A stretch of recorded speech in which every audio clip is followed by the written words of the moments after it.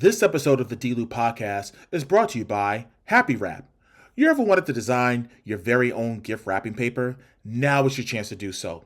Whether it's for the holiday season, weddings, anniversaries, birthdays, no matter what the occasion calls for, you can use Happy Wrap to wrap your gifts. As a matter of fact, you can even design notebooks, greeting cards, gift tags, and so much more. You can sign up today at happy.thedlewpodcast.com and use the promo code DLEW to get your 10% discount at checkout. Again, that's happy.thedlewpodcast.com and use promo code DLEW to get your 10% discount at checkout.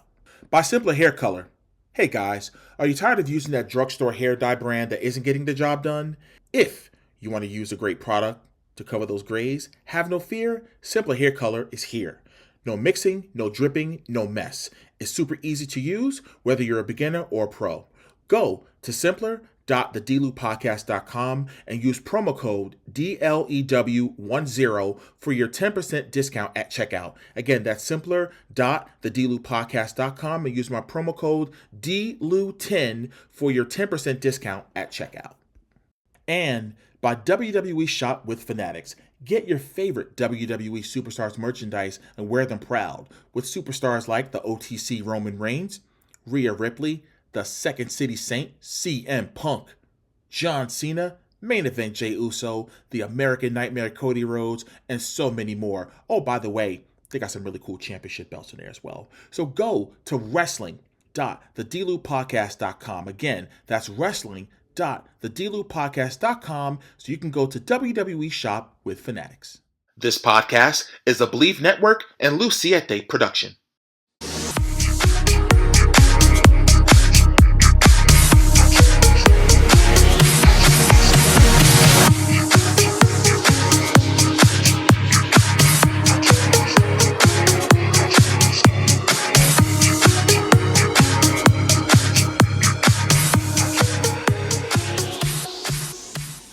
Welcome to another edition of the D-Lew podcast powered by Believe Network. I'm your host, Derrick T. Lewis, and I hope the week is treating you all wonderfully. This past weekend, I had the opportunity to do my ring announcer thing at the world famous Monster Factory for the Evolution of Champions premium event. And it seems like every time I turn around, I'm announcing a new champion. Yes, ladies and gentlemen, it is official. We have a new Monster Factory champion. His name is Lucas Twitch DeSangro. And let me just tell you, Twitch's story is unbelievable. His journey has been something to see. And if you guys haven't tuned into the Monster Factory, the award-winning docuseries Monster Factory, which can be seen on Apple TV and Prime Video, and one of the episodes is about Twitch, I urge you to tap in and watch it because you're going to learn something. And you're going to really learn a lot about this young man. And he's been wrestling for 10 years, and the sky is the limit for what he can do. And I look forward to his championship reign. I'm going to talk about the Backlash WWE Premium Live event that's taking place this weekend in St. Louis, Missouri. However, what we have to talk about right away is the releases that took place this past Friday. I was, on Twitter and of course, Gabby, who's off this week, she was sending me some tweets from Sean Ross Sapp from Fightful, who was kind of giving us the 411 of what was going on. And there were a host of WWE superstars who were released. And I'll give you the names real quick. Braun Strowman, Shayna Baszler, Dakota Kai, the team of Katana Chance and Caden Carter, Cora Jade, Gigi Dolan, Eddie Thorpe, the group Gallus, which consists of Joe Coffey, Mark Coffey, and Wolfgang, Riley Osborne, Jakara Jackson, Oro Mensah, Javier Bernal, and Danny Palmer. Now, there were quite a few names on this list, and I'll kind of highlight them a little bit as far as giving my reasons why they shouldn't have been let go. First off, Braun Strowman. Braun, well, again, I think he's a utility guy. And I think because nowadays it's different to book a big man, in my opinion, because back in the heyday, whether it was the 70s or 80s or even the 90s, when television, it wasn't the weekly television that we see now, when talents can sometimes be overexposed a lot of the big men were attractions, right? So you had your Andre the Giant. He was a huge attraction. You know what I mean? Vader, a lot of times, was used as an attraction, back in the day. So when you see these big guys, when you see them every week, it's kind of like, how do I miss you when you don't go away? And I think a guy like Braun Strowman can be utilized. As a matter of fact, something just came out today as I'm recording this. Shout out to Bill Apter, and I'm actually getting this from PW Mania. And I believe that Apter was on Dave Meltzer's podcast, and he was saying that I think that this time around they never really envisioned him as a full-time long storyline player.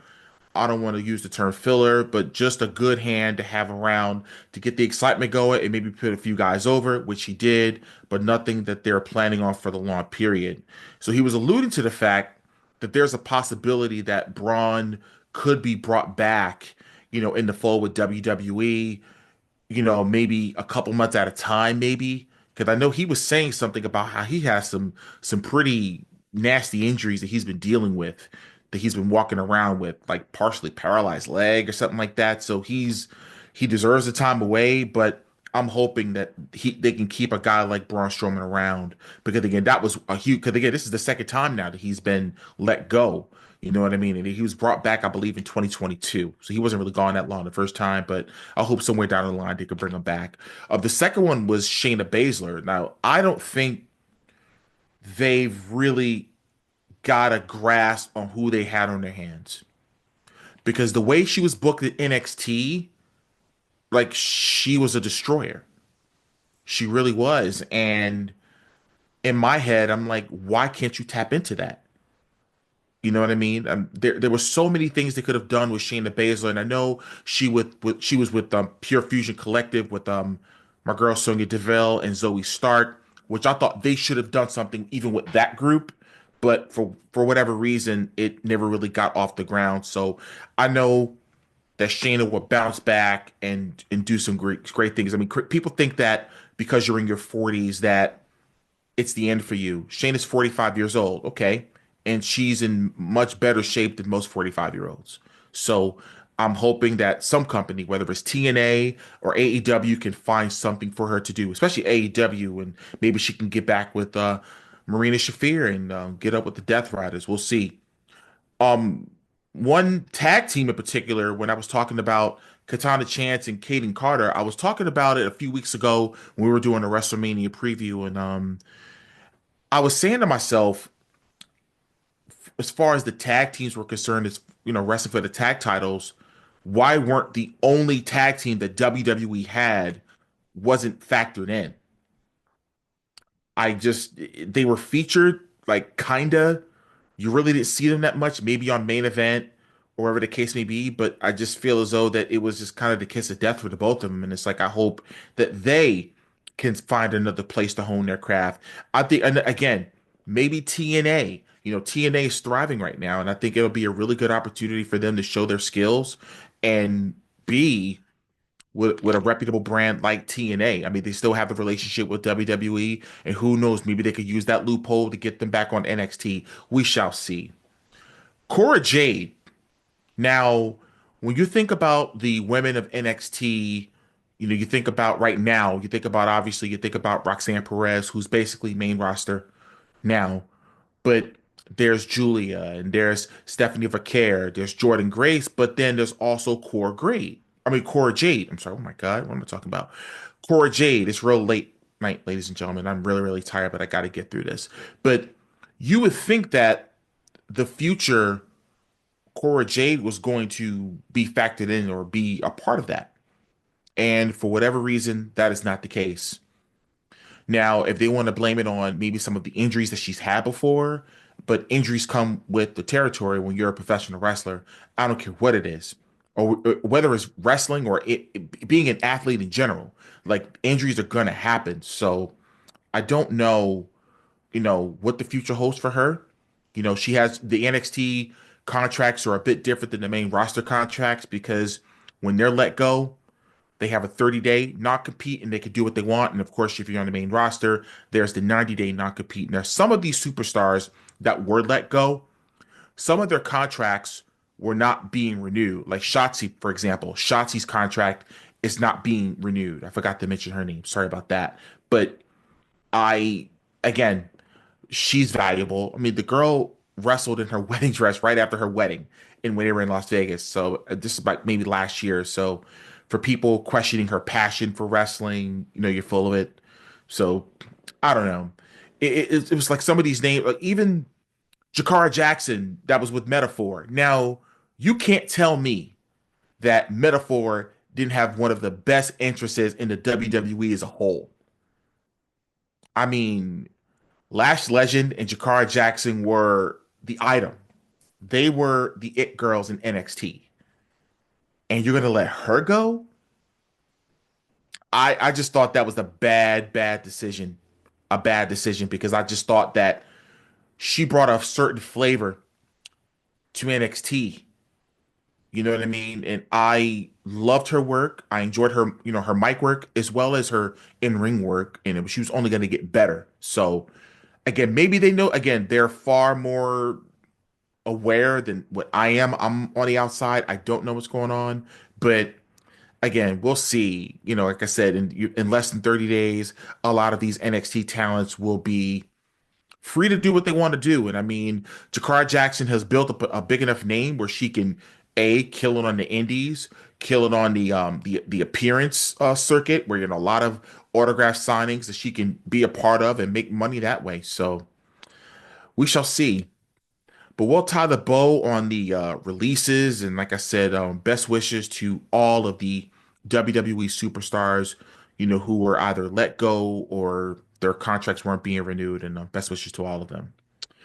But I'm going to talk about this weekend's Backlash Premium Live event, which is taking place in St. Louis, Missouri, at the Enterprise Center.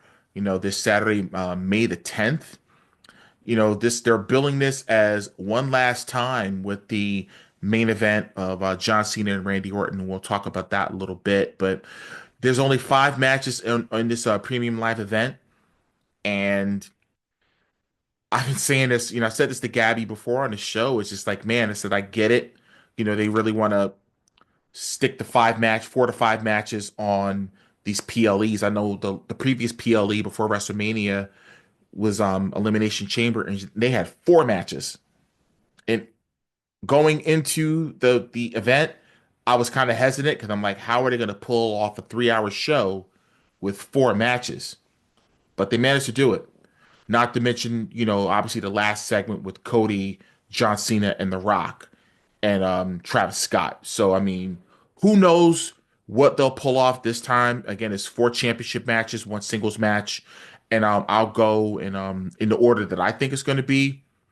It's Dominic Mysterio taking on Penta for the Intercontinental Championship. Um, I don't want to see Dominic lose the title so soon, being that he just won the title at WrestleMania, and I think they need to keep building upon this friction going on right now with him and Finn Balor within Judgment Day. I know they have been saying before how they wanted a new member, and maybe I don't know, maybe Finn tries to finagle his way into the match and somehow help Dominic retain the championship against Penta. And I think if you have Penta lose in that fashion, it's not going to hurt his stock whatsoever because right now when you bring in a new guy, especially from a rival company or whatever, like you want to shine him up and you want to let the fans know who he or she is, from said company. For example, Jay Cargill coming from AEW, and you figure Ray Phoenix on SmackDown, also from AEW. So I think when you're bringing, like I said, when you're bringing these talents in, you really want to get them going. But I don't think a loss, especially in the fashion that I think Penta's going to lose this match, is going to hurt Penta in any way, shape, or form. I do think that Dom will win the match, like I said, maybe with some outside interference from Carlito and maybe Finn. And I forgot JD McDonough is back too. So one of those 3 guys, or maybe all 3 of them, are going to assist Dom in retaining the Intercontinental Championship. The second match, that's on this card that I think is gonna in the order I think it's gonna be it's a fatal four-way match for the United States Championship with Jacob Fatu taking on LA Knight, Damian Priest, and Drew McIntyre. Now, with Drew and Damian still having their feud ongoing, from WrestleMania, you know what I mean? They're going to have their own agenda in this match. They'll probably, and being that it's a fatal four-way match, there's no disqualification, no countouts or anything like that. So look for those guys to probably fight all over the arena. Not a stadium, but the arena. You know what I mean? It's a much, much smaller building than the one they had at WrestleMania. By the way, the street fight at WrestleMania, I it kind of took me out of the moment a little bit because I was expecting them to literally fight all over the stadium, and they didn't. I was expecting far more violence than they gave us, but it's cool. But I think they can make up for it in this match. And of course, LA Knight has unfinished business with Jacob Fatu. Now, again, the side note and the ace in the hole here right now is Solo Sikoa because Solo was on SmackDown I think the Friday after WrestleMania talking about if it wasn't for him that Jacob Fatu wouldn't have gotten to the WWE, let alone become the United States champion. And I think that Jacob is going to help Jacob Fatu. Sorry, Solo is going to help Jacob Fatu retain the United States Championship, I think. And doing something, hitting LA Knight with maybe with brass knucks or something like that, to kind of keep this thing going, keeping it going, with this potential feud that I think is going to culminate at SummerSlam with Jacob and Solo because for the most part, we all know the bloodline thing is done. It's done. It's done. It's done. And I know Tama Tonga is going to be out for a little bit, with an injury, but Tongaloa, I'm sure, will be back soon. So maybe Tongaloa will be back with Solo, and maybe they could do the number on Jacob Fatu and thus start the feud with Jacob and Solo. So we shall see. Next on the list is to me, I think it's a grudge match, and I thought it should have been a street fight, but it's Pat McAfee taking on the Reign General Gunther. Now, for those that were hiding under a rock, a couple weeks ago, Michael Cole and Pat McAfee are on commentary on Raw talking about how Gunther tapped out the Jey Uso at WrestleMania.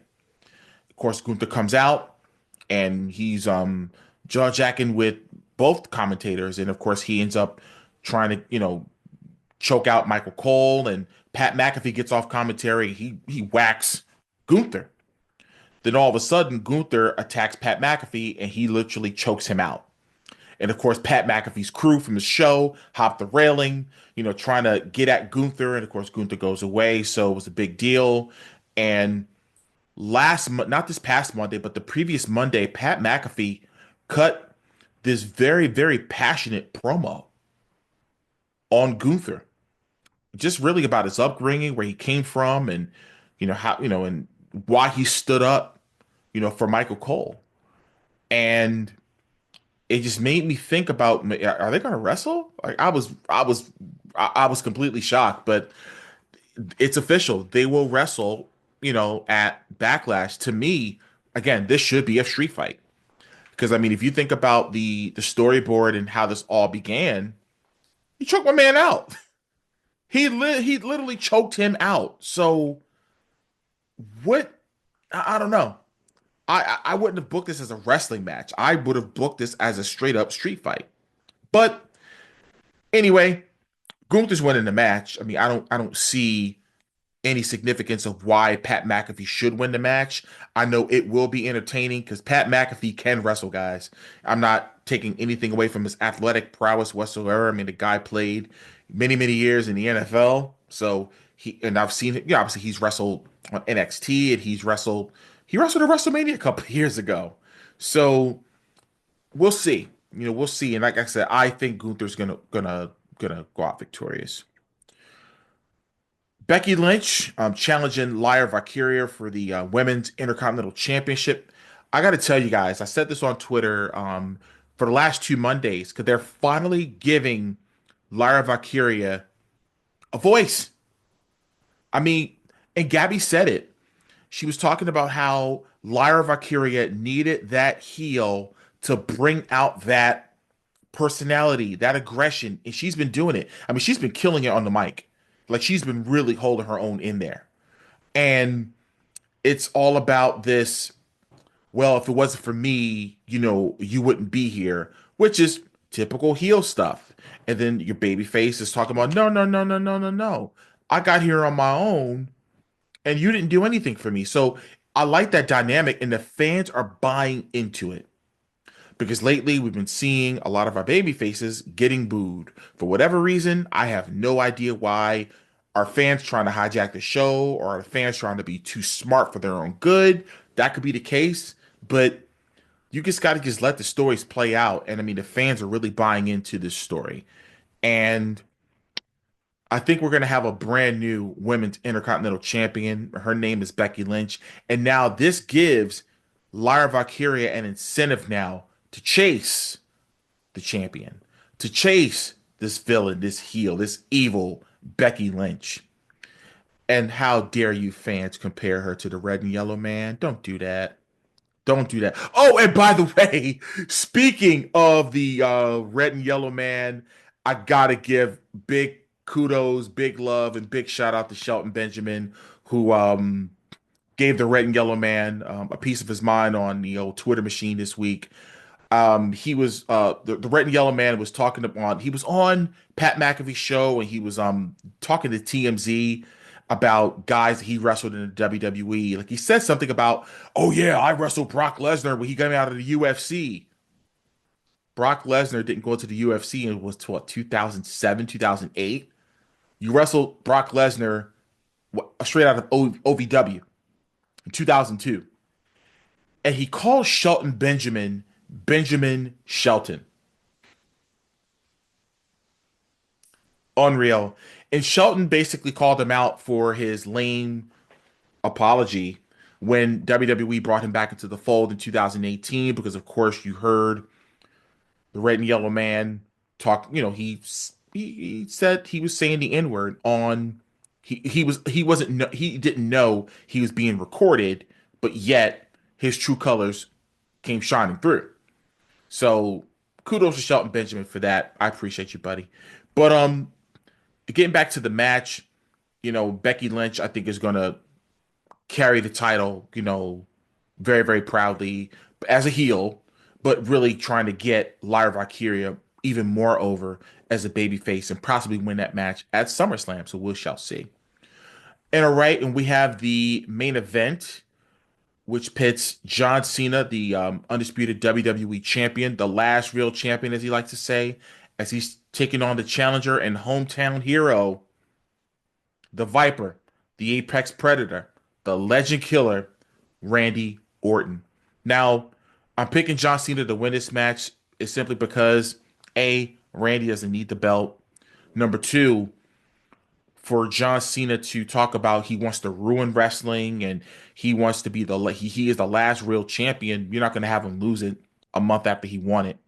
I would be extremely shocked if John Cena loses his match to Randy Orton. But I'm pretty sure there's going to be some underhanded tactics, that's going to happen, low blow, whatever it might be. But the match is going to be top quality. I mean, we already know these guys know each other inside out. They've had I mean, their matches go back, my God, maybe 2006, '07, '08, '09. I mean, 2013, we can't forget about that when Randy Orton unified the World Heavyweight Championship and the WWE Championship. Was it at TLC 2013? So, I mean, Cena and Orton have been, you know, neck and neck, with their careers. I mean, they started in OVW at the same time 25 years ago in that historic 2002 clash, which consisted of the both of them, along with Brock Lesnar, Batista, and the man I mentioned earlier, Shelton Benjamin. So there's a lot of history there. So again, I think John Cena is going to walk out still the undisputed WWE champion, and maybe we might see a certain grandson of a plumber make his triumphant return at Backlash. So we shall see what happens with that. Well, again, it's a short show this week. Like I said, I just wanted to get this in and give my opinions and predictions for this for this coming weekend's PLE. Like I say before, I say it again. Subscribe to the D-Lew podcast on all platforms: Apple Podcasts, Spotify, iHeartRadio, Pandora, Amazon Music, you name it. Make sure that you're getting in. Oh, of course, I can't forget about the YouTube channel. If you go on YouTube, you can go to Derrick T. Lewis or at the real DT Lew. And if you hit the bell, make sure that you hit all, so you make sure you get all notifications when there is brand new content from my channel on YouTube. I just uploaded a video just a few days ago. It was my ring announcements for the Fatal 4-Way match from the Evolution of Champions event at the Monster Factory. So make sure you tap in, like I said, with all my content on my YouTube channel.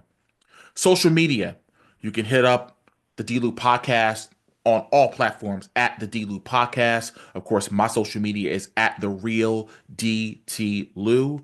You can hit up my pro wrestling tee store at pwt.derricklewis.com. And if you can go to the Derrick T. Lewis official merchandise store, you can get this hoodie here, this nice D-Lew podcast zip up hoodie. You can be your very, very own if you go to shop.derricklewis.com. It even has the Nike collection.